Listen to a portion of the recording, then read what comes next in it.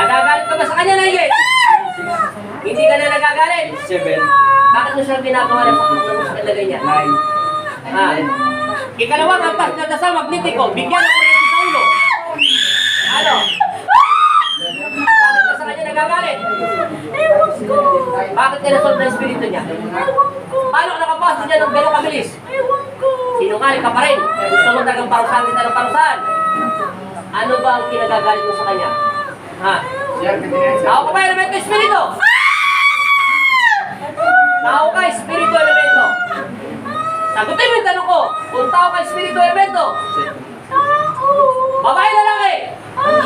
Babae. Bata ka, matanda. Ah. Bata, matanda. Matanda na rin. Anong ginagawa mo sa kanya? Bakit mo binibigyan ng sakit ng tao niyan? Tanggalin mo lahat. Ubusin mo. Tanggalin mo. Hindi na, oo, tatanggalin ko. O, bilisan mo. Magkakilala kayo ng tao nito. Oo. Wala na akong tatanong sa'yo.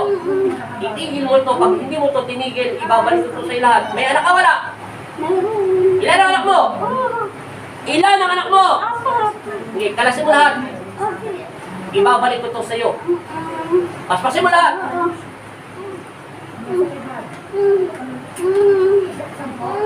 Simula ngayon, ayaw ko na sumasakit ang ulo nito, ha? Tanggal mo lahat. At pag ito sa kapupunta sa mga maraming gagamot, paspasin mo! Ubusin mo! Oo. Alis ko na. Bilis! Oo. Tanggalin mo! Oo, alisin ko na. Oo. Ubusin mo lahat. Oo. Aray ko.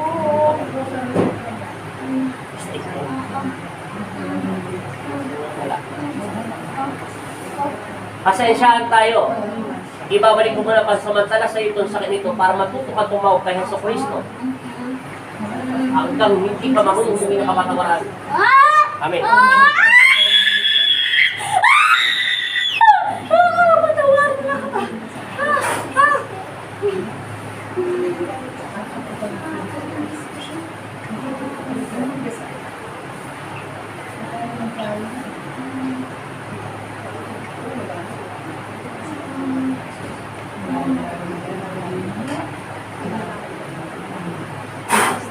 Gising.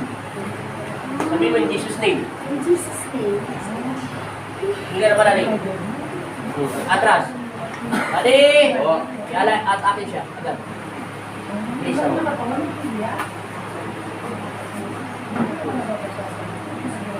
Pinuhin mo na siya ng tubig.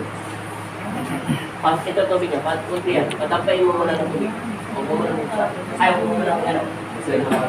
Basta mo muna. Tayo mo lang. Hindi na malalim. Okay, inom tubig.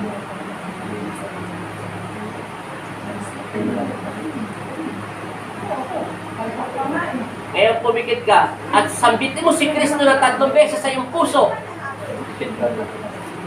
Sabi mo in Jesus' name. In Jesus' name.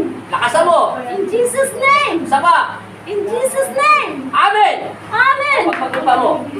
Ipagpagmimpa mo. Ngayon, igalaw mo yung kamay mo. Ano pinagkaiba? Bumalik nilakas mo? Magbasakit pa ulo mo? Hindi na po. Sigurado. Igalaw mo yung leg mo kung gagalaw ng todo. Dadalang. Masakit. Hindi na po. Kabila. Masakit pa. Ipantay mo muna yung leg mo. Tingala mo dahan-dahan. Sige, tumingala ka. Masakit. Hindi na po. Iyupo mo ng dahan-dahan. Igalaw mo yung kamay mo ngayon. Ano pinagkaiba? Kanina, Kanina po maninigas. naninigas. Tapos yung ano mo, yung balikat mo. Hindi ang ibig sabihin, ano yung nangyayari sa balikat mo bago ka gamutin? Masakit, mabigat, etc. No?